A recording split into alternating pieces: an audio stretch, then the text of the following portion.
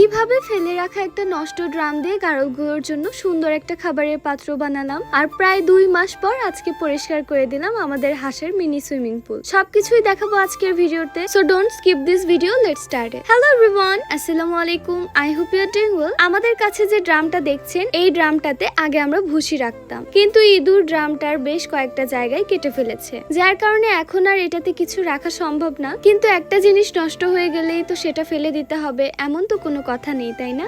আমরা ভাবলাম যেহেতু ড্রামটা আর আগের কাজে ব্যবহার করা যাচ্ছে না, এটাকে অন্য কোনো ভাবে কাজে লাগানো যায় কিনা। কারণ আসরের আজান দেওয়ার পর আমাদের গাড়লগুলো নিজেরাই ঘরে ওঠার জন্য চলে আসে, আর ওদের থাকার জায়গাটা যেহেতু ছাদের উপরে, আগে ভাগে ঘরে তুলে দিলে উপরে প্রচন্ড গরম থাকে, গরমে ওদেরও অনেক কষ্ট হয়, আর তার উপর জায়গাটাও খুব দ্রুত অপরিষ্কার হয়ে যায়। পরে আবার আমাদেরই সেটা পরিষ্কার করতে অনেক বেশি কষ্ট হয়। আবার নিচে রেখে দিলে আরেক সমস্যা, ওরা আমার গাছগুলোর উপর আক্রমণ শুরু করে দেয়। তাই বাবা বলল এই নষ্ট ড্রামটাকে যদি একটু কাটাছেঁড়া করে ওদের জন্য একটা খাবারের পাত্র বানিয়ে দেওয়া যায় তাহলে কেমন হয়। ব্যাস শুরু হয়ে গেল কাজ। বাবা ড্রামটাকে সুন্দর করে মাঝখান থেকে কেটে 2 ভাগ করে দিল, তারপর বাঁশ দিয়ে নিচে সুন্দর করে সাপোর্ট বানিয়ে দিল, যাতে ওদের খাবার রাখার জন্য একদম পারফেক্ট একটা জায়গা হয়ে যায়। আমি প্রথমে দেখে তো বলেই ফেললাম এটা দেখতে অনেকটাই নৌকার মতো লাগছে, কিন্তু বানানোর পর যখন এর মধ্যে ঘাস দিয়ে দিলাম তখন আমার কাছে সত্যিই খুব সুন্দর লাগলো। আর একটা কথা আমি বাবাকে দেখলেই সবসময় অনুভব করি, আমার বাবা প্রত্যেকটা কাজই যেন পারেন। আমি এখন পর্যন্ত বাবাকে কোনো কাজ দেখে বলতে শুনিনি না আমি এটা পারবো না। অনেকেই আমাকে দেখে বলেন আমি নাকি অনেক কাজ করি, কিন্তু আমি যখন বাবার সামনে দাঁড়াই তখন আমার নিজের কাছেই মনে হয় আমি তো বাবার কাছে একদম জিরো। এরপর চলে গেলাম আমাদের হাঁসগুলোর কাছে।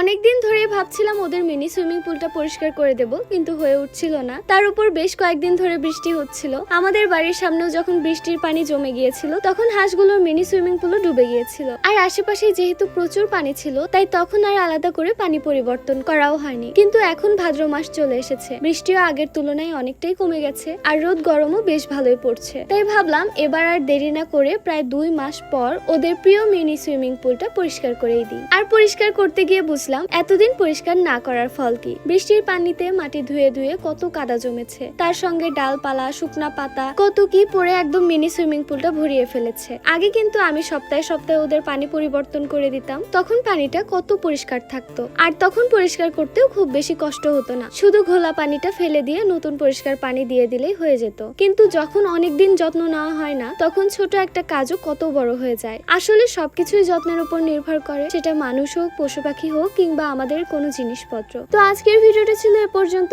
সবাই ভালো থাকবেন, সুস্থ থাকবেন, আল্লাহ হাফিজ।